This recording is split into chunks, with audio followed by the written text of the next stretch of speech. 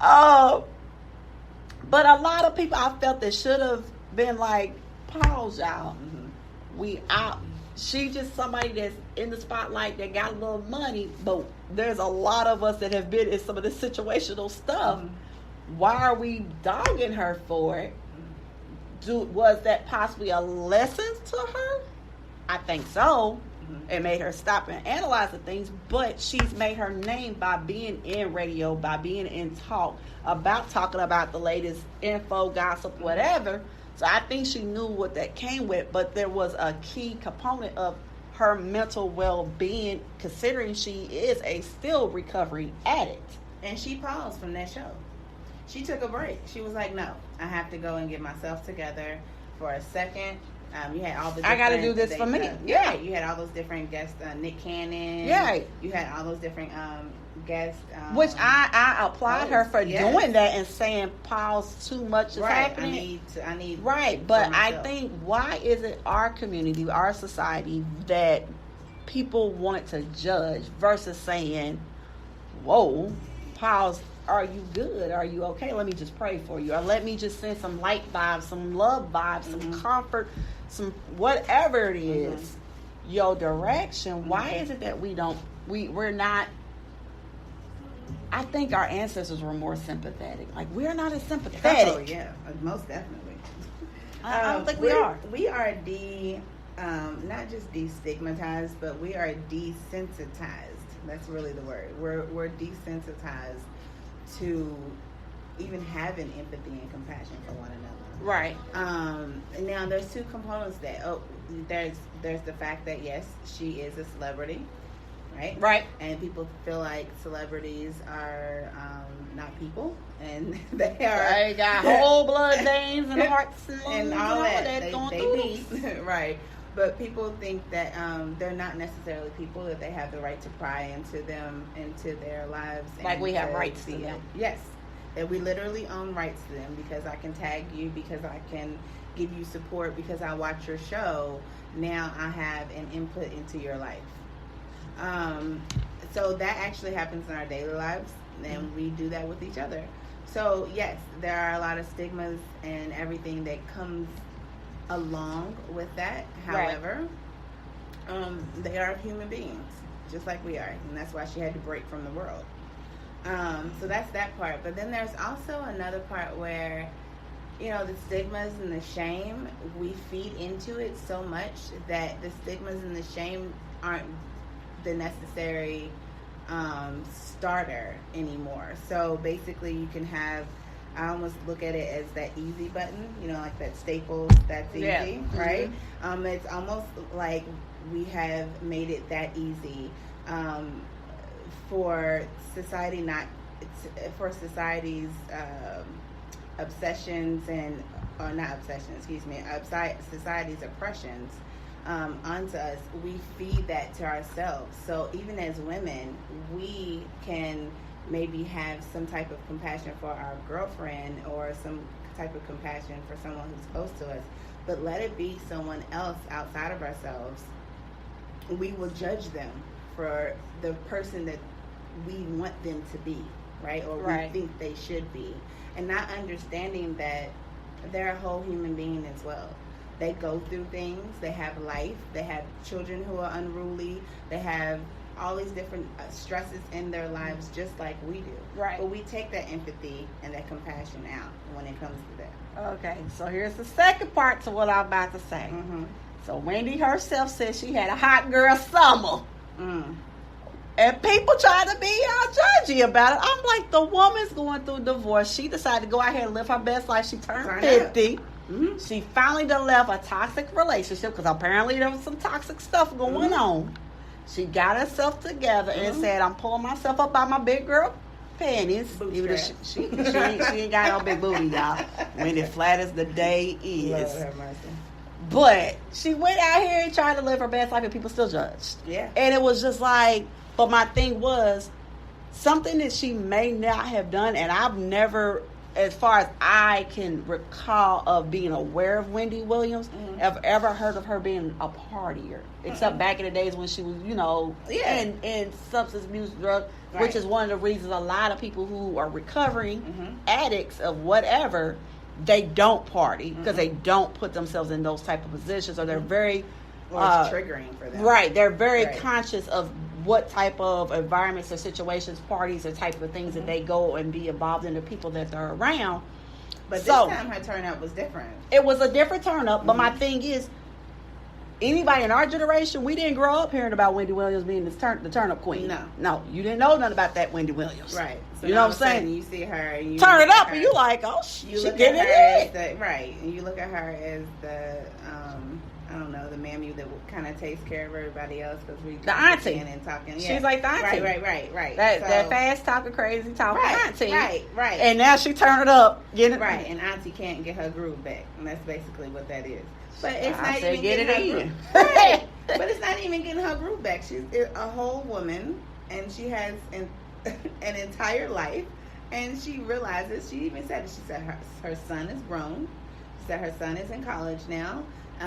So she waited, and that's a lot of times women wait, and that's unfortunate. She literally waited to live her best life, but and you want to know what? Well, I think a lot of that, and I'm going to tie this in, a lot of times in our community and our society, our generational curses and things of that nature, people wait till their kids get grown to leave toxic relationships. Even though it might not have been her initial intent to leave it and not deal with him no more, I think the baby situation was the final straw. But it all coincided with he's grown. It's messed up. That's messed up. It's messed up. That's our training of thought. Because when you go back to those children, and you poll children that were in toxic relationships, and then you poll children that mothers and fathers realize, okay, look, this is just not going to work, and we split. The children that are in the toxic relationship would have rather had their parents not be together, and not been together, because it then taught them how to be in a toxic relationship. Yeah, because what you see growing up is what you pretty much think is normal. That's a norm. It's embedded, and it by the time they're adolescents, it's already embedded into them. Yeah, and that's like that goes into the abusive domestic violence type of situations, that when kids grow up seeing it, they think that that's normal. That's how a relationship is supposed to go. That's exactly it. But I think the sad part is we even have where people believe that even if they do divorce, they still live together until the kids is grown. And then everybody's looking like, wait a minute, you've been divorced how long? Yeah, I know entire couples that got divorced 20-something years ago, and they still live in the same exact house. She still takes care of X, Y, and Z. He's in the other room, and he still goes to work. They still live as a couple, but I know people who live together literally till their last kid left the house, and then they was just like, and I was like, wait a minute, what? Like, but yeah, no, staying in that toxic relationship, and that can be an entire conversation.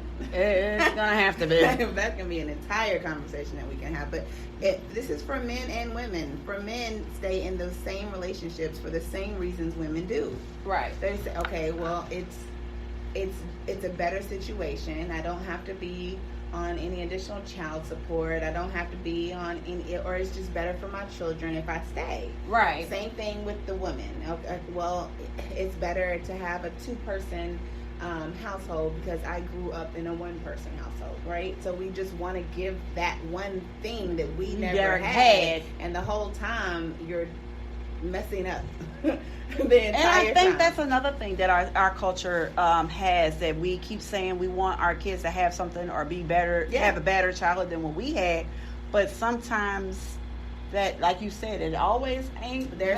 No, it's not, and it's a backfire to it. We don't think about it. So a lot of times, women will do that, and they'll give their children. Men will do it too. Oh God, yes, they'll give their children. So with me and my husband, one of the things that we used to do all the time, my mother used to say, "You're going to outdo yourself." And 1 year, you're going to sit up and be like, you can't keep giving these gifts every single year. You're going to outdo yourself. They're too young for these. They can't appreciate it. And we're thinking, what? Because I worked since I was 14, because I knew for a fact that my mother would get me what I needed, but not necessarily what I wanted. So I had to go to work to get those things. For my husband, it was the same thing, except for he was kind of deprived of some of those things as well. So when it came to us buying gifts, I'm thinking, one or two things, that's it. No. Everybody has to have the equal amount of gifts and everything else, which was crazy. So we kind of went to the extreme, and you have your children then not necessarily appreciating those gifts and appreciating all the stuff that you struggled for, and you wish that they would have. Now they're entitled. Now they expect it. Baby, these babies out here spoiled, rotten, entitled brats. Right. I'ma say now I'm not wearing it unless it has a name on it. Now I'm not wearing shoes unless they're Jordans. Now I'm not wearing. I wish I'm not going to school unless my hair is done this way, or unless I have my nails done. You're like, hold on, wait a second. You going to what? Okay, so yeah, I'm glad I ain't got that. Yeah. Because I'll be in prison. Woo, child. Okay, so I guess the lesson or the message that I wanted to convey is that every time, I think a lot of people think that all the time the goal is marriage, kids, successful career, but you don't know what goes on behind those closed doors. Yeah. And when you so focus on marriage, career, kids, home life, and you lose yourself, it's hard to hit that restart button. So she's an example of, she put her all into being that recovering actor, that mother, that wife, this career person, and building this brand, to all of a sudden have it implode and be like, okay, now what? Like, for 20-something years, you've lived that way. Yes. And now you got to figure it out. And nobody knows that person. No. They don't know you. They know this person, not this you by yourself. You. They just know the last person that they met. Yeah, so they don't know they don't know you by yourself. They know you by these titles and these roles. Yep. Roping that back around. And that's it. They know you by these roles and this title.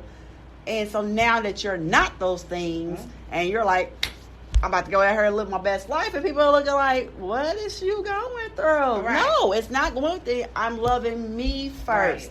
I'm taking care of me. I'm doing my self-care. I'm doing my self-love, because I had to walk away from this toxic stuff, and I can't love my child. I can't love my partner. I can't love my family. I can't take care of my family if I'm not okay, because I've been in this role, in this title, in this toxicity all this time. And that's the catch-22. So you live in the toxicity, you live in the role, you live in all of that to say that one day I'm going to graduate from this. And then when you so-called graduate from it, you still have all the effects from it to deal with. So it's a revolving circle. It's a revolving circle. And then on top of it, now, since you didn't deal with it when you're supposed to, that's a slap on the hand. So how dare you go deal with your stuff right now? You know, that's how people treat other folks. And that's how we treated Wendy Williams. Or how like people did. Yeah, or like people who go through that type of thing. Because honestly, I hate to say it, statistically, 40s and 50s and 60s is when a lot of people are having these midlife crises, these issues, or dealing with infidelity, or saying enough's enough, and they're coming out of toxic relationships, or their kids are grown, moving out, and they're like, I don't even like you, I don't want to be in this no more. And I think versus questioning them, I think versus having the stigma, we should love them. Yes. Stop and love them, and just let them be, and let them be their own person, and be in their moment. So definitely think we can make this another conversation. But I think she was a good example of like somebody that had to stop and say, wait a minute. Yeah, I've got to find me again. And she did. Yeah. She still is. I don't think that she's all the way still okay. And I don't think any person ever really just gets over anything quickly like that. That's not the reality of it. Yeah, it's not an easy, I'm divorcing him and I'm good. No, not at all. But I think she's actually trying to deal with it in an actual healthy way. And I think that people need to learn that sometimes that saying, okay, I got out of this relationship where my kids are grown and gone, and I'm about to go turn up a couple good times. There's nothing wrong with that. No, don't let society make you think that you're like losing your mind or you're doing too much because you decided, you know what, I'm about to go be an adult for a little bit. Right. I'm gonna go have adult fun for a little while. There's nothing wrong with that.